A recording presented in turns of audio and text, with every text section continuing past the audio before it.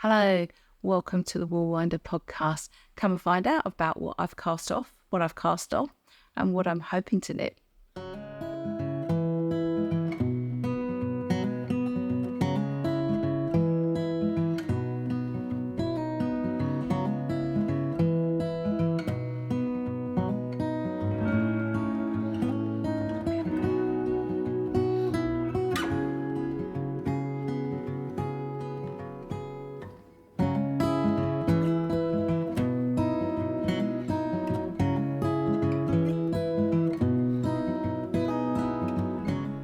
Hello, welcome to the Woolwinder, episode 11. My name is Frances and I am coming to you today from Cornwall. The weather outside my window, I'll just show you how it's looking today. It's a nice day and the sea is very calm out there. And in fact, this morning we saw dolphins out on the water when we were walking on the beach, which was a real thrill. Not seen dolphins in Cornwall before over the many, many years that we've been coming.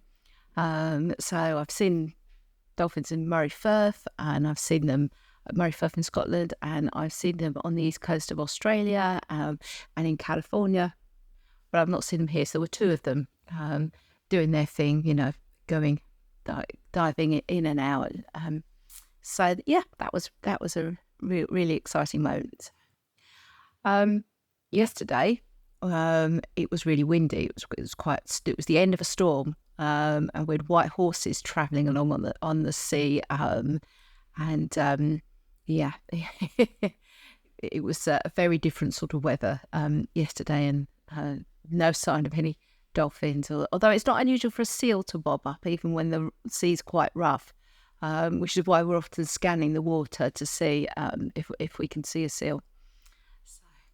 Anyway, let's get on to the knitting. So first of all, I'd like to say thank you so much to everybody who left comments for the last episode. We went around my studio, and one of the things I showed you was my works in progress bag, which is, I say bag, it is a huge bag. And I said, did you want to have a look inside? And the answer was yes, please. So next episode, I'll do an episode specially just looking at what I've got in there and sort of discussing it. And there is an underlying reason as to why we do that. There is an underlying reason as to why I have so many works in progress, or a partial reason anyway. Slight lack of discipline possibly as well, but I'll tell you a little bit more about that as well. So anyway, on to the knitting for today, and I've got two finished objects. I've got some works in progress and new cast on. I started doing a test square, and lots of ideas about things that I want to knit as well. So yeah, plenty going on in the knitting world for me. So what I've got on now is the Plateau Cardigan by Erica Knight, and this is knitted in Rowan's Pebble Island, which is a double knit, quite a thick double knit.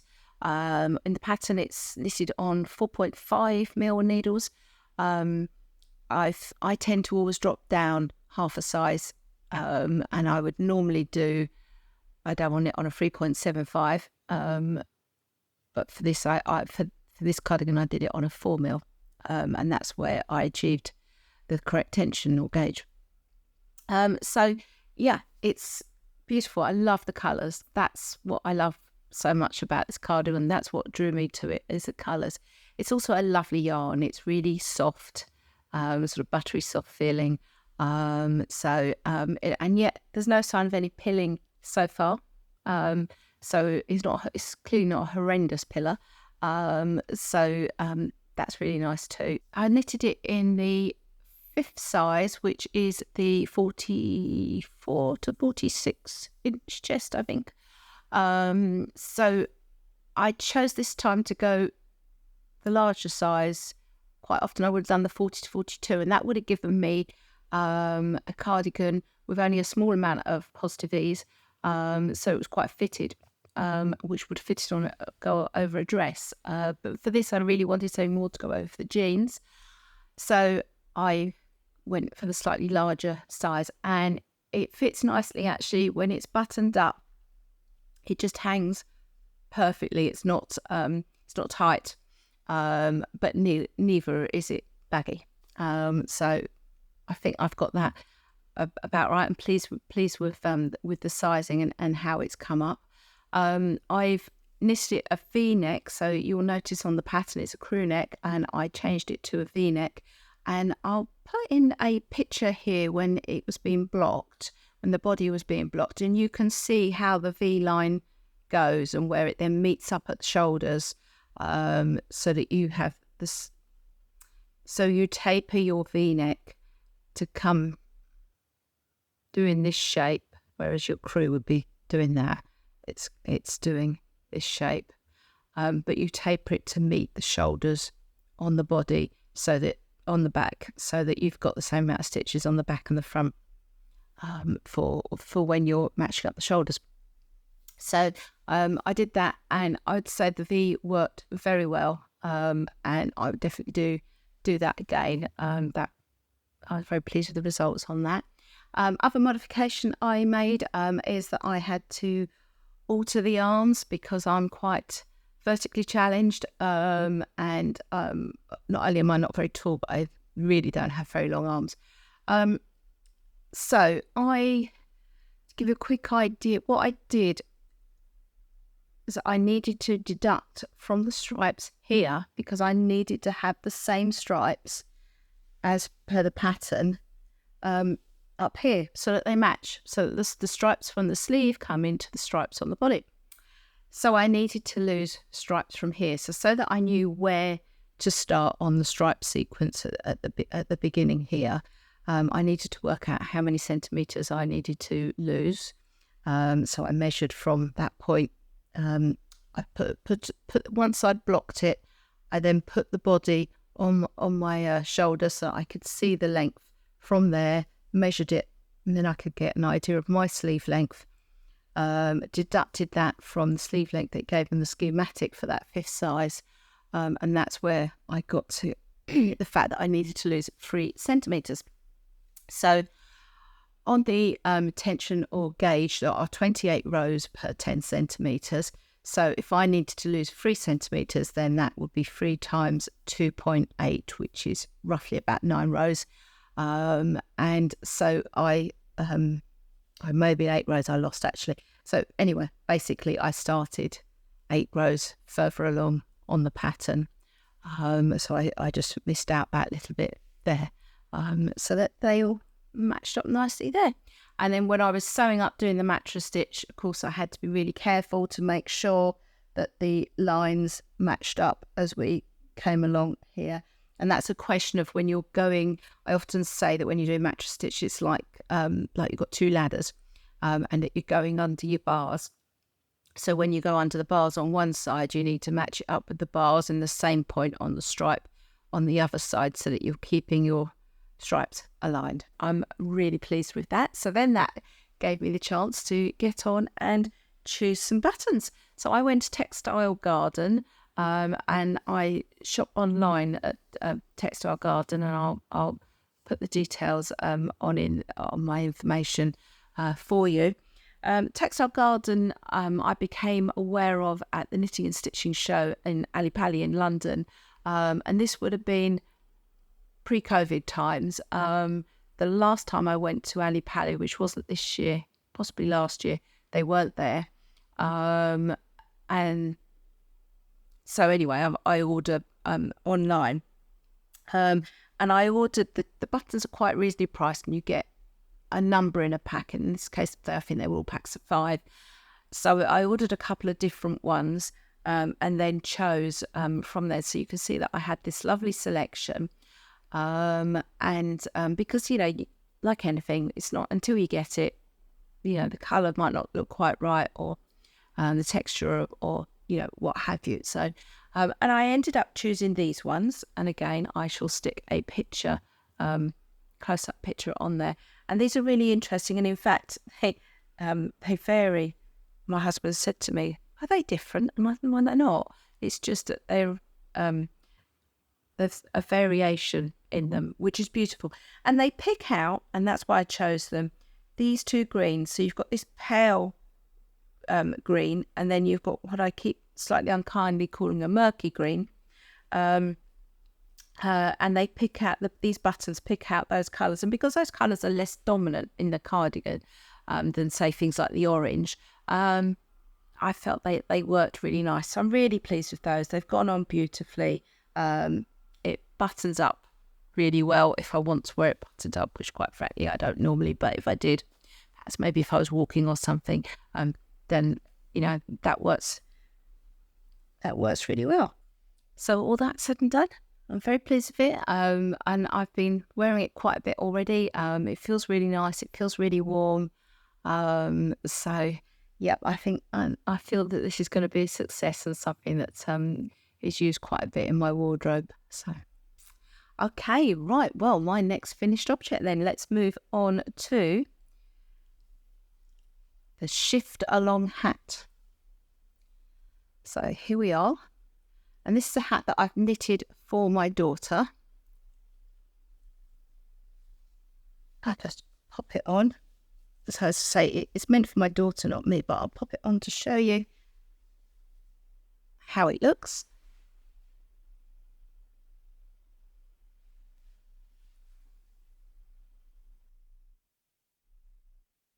So the Shift Along hat's cast on using a tubular cast on. So this is a cast on that I've used a couple of times now recently on patterns, and I'm really enjoying it because I think it gives a lovely result. I like the way that the rib rolls underneath, and I will show you a close-up picture in case you're not familiar with it. It's really nice to give these different techniques a try and add them to your knitting toolbox if it's something you like. So it's used making as mosaic knitting, and it's they've got what they call the little blips and the big blips. That's what Andrea Mowry calls it, and you're only knitting in one colour on each row, and you're slipping the stitches of the other colour that you're not knitting as you're going along. It's a simple pattern. You do not need to be an experienced knitter in order to be able to knit with this. If you can knit in the round, you can knit this hat. Yeah, it's not difficult, and it's a lovely way to showcase a hand-dyed yarn. So what we did, so my daughter chose this lovely hand-dyed yarn from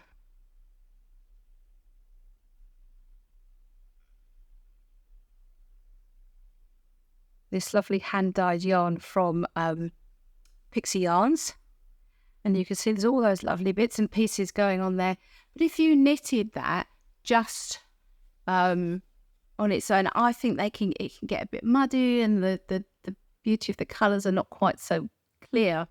But I teamed it with this, which is a Blacker Yarns. It's called Blacker Swan DK. This colour is sea green.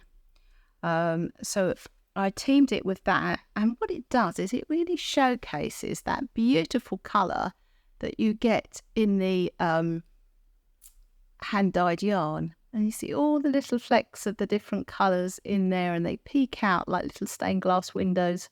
And it's beautiful. Yeah, I really enjoyed knitting it. And Andrea Mowry also has a pattern, or there's a number of different patterns using this technique. And she has the Shift Cowl, and I quite fancy doing that for myself. And I'm thinking in a navy with some sort of bright, I'm thinking carabine, fruity sort of colours in between those little pops of colour. So that could look quite nice, and for me would work with quite a few navy coats and things like that, and I think that could work quite nicely. So yeah, there's one that I would like to do. I'd also like my own hat as well, to be honest. But yeah, maybe. It didn't take long to knit. So just trying to think what it took, about a week. Yeah. Of not intensive knitting, of course, because I've got other things going on. So yeah, it was very pleased with that. And I hope my daughter will be too. I'll give it to her this weekend. So then talking about other things that I'm knitting on, I am, of course, knitting the Lanark sweater. So this is by the Lanark sweater by Rebecca Clow. So we've got our folded collar. There is going to be a zip going down there in the middle. And I have now split for the, I should say it's knitted in a half fisherman's rib. And it is, I've now split for the sleeves.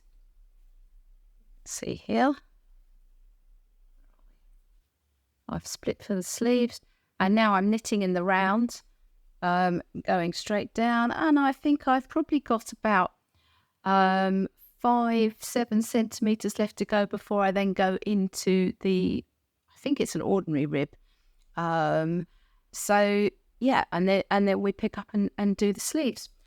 Because it's a fisherman's rib, so you're slipping stitches on one of the rounds, it's slower. So you know that, but it knits such a lovely fabric. This is going to make such a nice jumper for wearing out on walks on the coast and so forth. I think it's well worth it. And I was at a hospice charity or thrift shop last week, and I was looking in the sort of crafty needlework section, and I picked up this zip, which the colour works perfectly. So I'm pleased with that. Hopefully we can get that to work. So yes, it's looking really lovely. And I'm not, when I was doing it in the beginning, I kept going wrong on one of the rows. I don't know if you remember me telling you that I was mixing in part of row 1 into row 2, or the other way around, and so it would affect. And of course, with a rib like that, if your pattern is not perfect, then it really shows. But I found since I've been knitting in the round, I'm not having issues. It's probably a mixture of the fact that I've not got a wrong side or right side, that I'm only on the right side, but also maybe that I'm getting, it's got in here. So, yeah. Okay, so with finishing plateau sweater, my next project is the field sweater, and I am knitting the field sweater in Chover John Arbon Textiles, knit by numbers, in this lovely bottle green colour.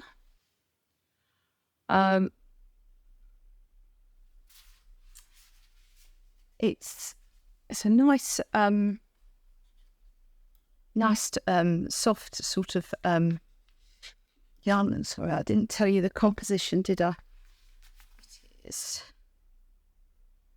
50% Blueface Leicester and 50% Falkland Merino, and it's a nice feeling soft sort of yarn. So I think that will feel nice to wear. And so I've cast on the swatch to achieve my tension. This is suggested needle is 4mm, and I've started on a 3.75 because I tend to, on double knit, achieve tension on a 3.75. And actually looking at the knitted fabric, it's quite loose, so I don't know whether I may even need to drop a bit further than that, but we'll see once I measure it up and we take it from there. And I'm quite excited about casting on for that. So the little sheaths of wheat that you have on the field sweater are created by cabling stitches. So I'm quite intrigued as to see how that takes shape. So that's something I'm looking forward to tackling. Okay, so as I was alluded to at the beginning, I talked about all these works in progress that I've got in this bag, and they are what one of our ladies from Woolwinders termed as sleeping whips, and I thought that was a brilliant term because they're not. I've got a number of things on the go here, but those are things that are all getting picked up and put down. But those sleeping whips have not been touched for. Well, certainly not for a season, if that kind of makes sense. So next episode, I will have a look through those and have a discussion about what's going to be done, what's going to be frogged, what's going to be kept, and what I am going to pick up and knit. Well, what shall I knit first? Anyway, so here we have, you may remember, where is it, that I've bought the kit for a ram's head from Sincerely Louise at the Summer Wool Festival that was in Bedfordshire in July. And this is how far I've got. But I've got him here. He looks like a glove puppet at the moment because he's not stuffed. So this is my ram, and this is one of his horns. The other horn has been... I feel I've quite got the positioning. The other horn has been knitted but not stuffed. The markers here will actually help me place the horn as it does other things like the eyes and the nose and so forth. So that all will help that all come together. So that is starting to take place. I've also had another delivery from postman, or another exciting delivery that I thought I would share with you. And that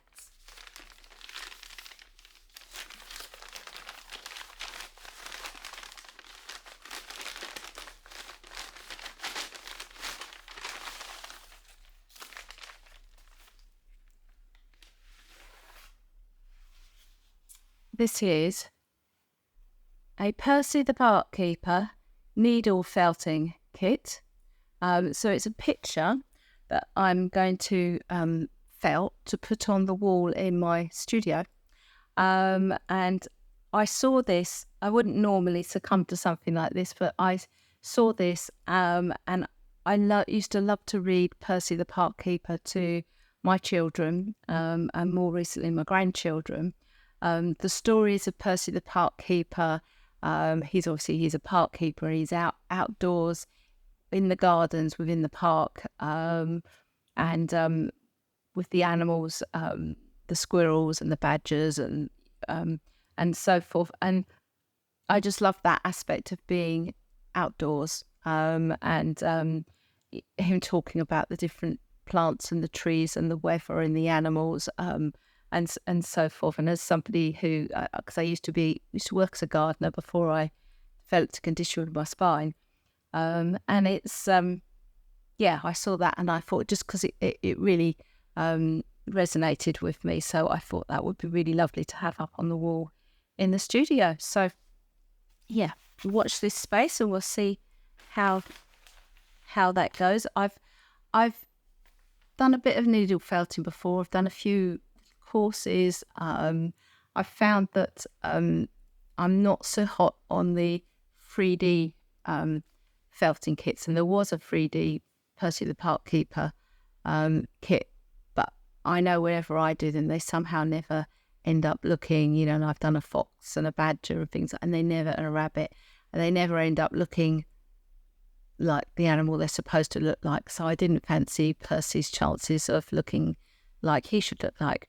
So whereas the pictures I've had a bit more success at. So that was where I thought I'd take that. So on to knitting plans. So I was watching Rebecca Clow's Cray Beers podcast last week, I think it was, and she had decided that she needed a cowl with this cooler weather coming in, and she pulled out one of her older patterns I think maybe from last year, called the Cargill Cow.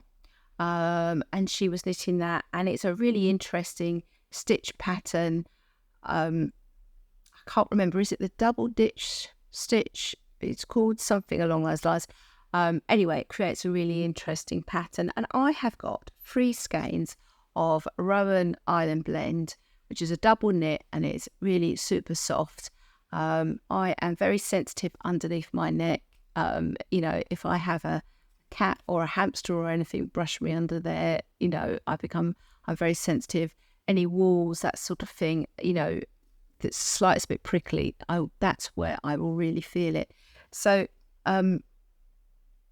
but the Island Blend, I have already got a cowling with this, with a strand of mohair, it works really well. I couldn't have mohair on its own underneath my chin. That would really cause the itch factor for me. But if it's mixed in with this, then that seems to be fine. So I'm going to have a go at doing the Cargill Cow in these. And when I get to the end of doing the Lanark sweater, so I would like to knit a colourwork project with a colourwork on the yoke. And I've got a couple of projects in mind, so I thought I'd share those with you. So one of those is the Autumn Alpine, and that is knitted in sport weight, beautiful pattern. My worry is maybe the sport weight might take a bit of a while to knit it. So that's one idea I've got. The next idea I've got is the Arboreal by Jennifer Steinglass, beautiful pattern in double knit. So very much like that one. So that's another idea. And then the other idea that I've got is the Fern and Feather, also by Jennifer Steinglass, and that is a Aran weight yarn. And that particularly interests me because when I was at Stitches and Cream last time, I was looking at their Aran weights. They've got a nice selection even of Aran weights in some nice colours. And I could see a nice combination going on, maybe green and cream or something, blue and cream. I don't know. Anyway, I could see lots of possibilities going on there. So I might do that. I've also, you might remember, again from the Summer Wool Festival, I picked up a pattern for one called Judith, which is by Jackie Blogg, from Hot Butter Yarns. And I really like that pattern. So I've still got that in mind. I might well do that. Again, that's knit in double knit. And it's knitted in her yarns. I'm just trying to see what she calls them. They're Hot Butter Yarns, that's what they're called, which is a mix of Blueface Leicester and Masham sourced in Yorkshire. So that's another possibility. But I think that might be one that I might do afterwards. But I do really like that pattern. It keeps sort of calling me, if you like. We had, on other sort of non-knitting news, we had a lovely canal boat trip on the canal boat again this weekend, and we had a little bit of an event on the boat. We were coming up to a lock, and the 2 of our crew on the boat, so there are 4 members of crew who are actually volunteers from a company called the Waterways Experience based in Hemel Hempstead. And they had started to open the lock, just a little bit of a gap at that point. And as we approached the lock, there were 5 swans, and they were juvenile swans, so still had quite grey feathers. And 2 of them swam away as the boat approached, but the other 3 stayed there, and there was like a little ledge. So you've got the lock, and you've got the water up here on the other side, and we're down here, and there's a little ledge here, and the swans are sitting on this ledge. Unusual behaviour. And as we sort of watched, we took some photos, but aren't they lovely?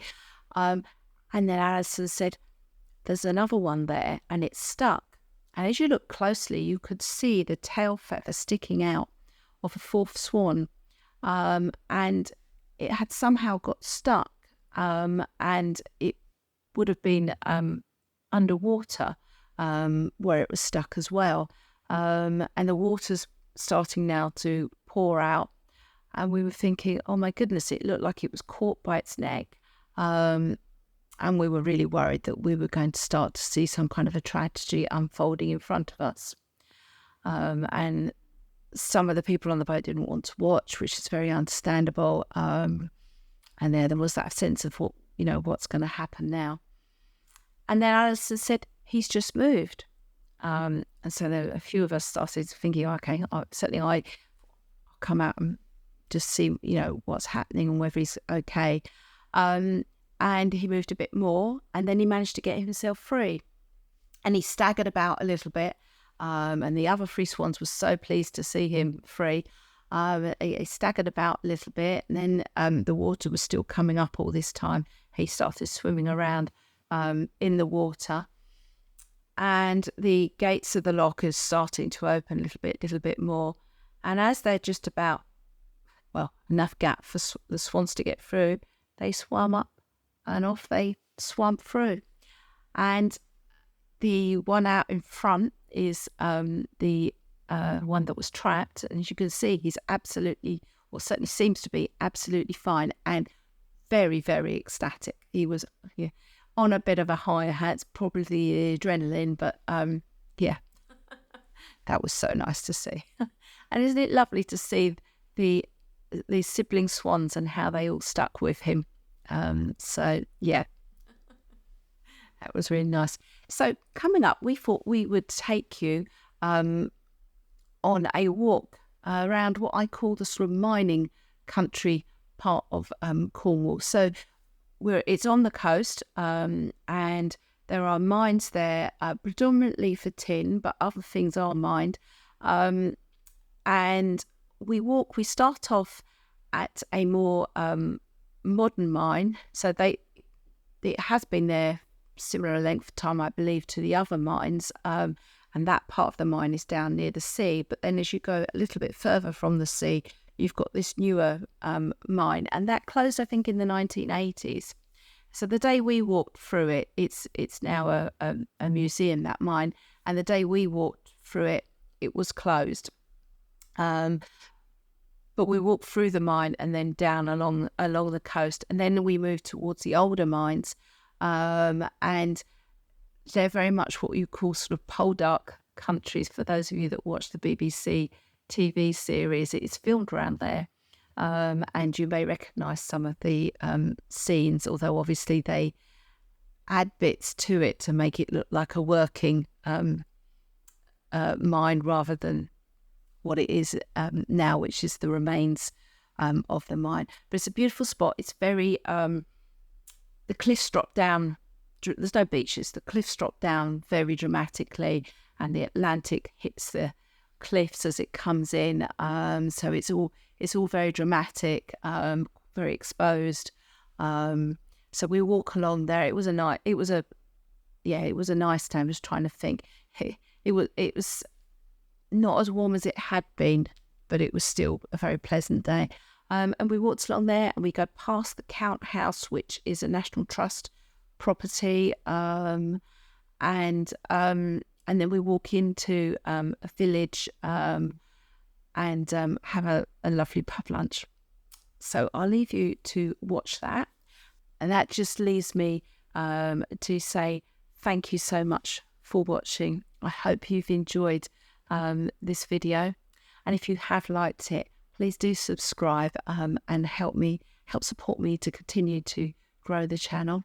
I would also love to hear from you. I so appreciate everybody's comments. It's so lovely to hear what people are doing, where they're watching from, what they enjoy seeing, or what they would like to see. So please let me know. I'd really enjoy that. And until then, until next time, shall I say, it leaves me to say happy knitting, take care, and we will see you soon.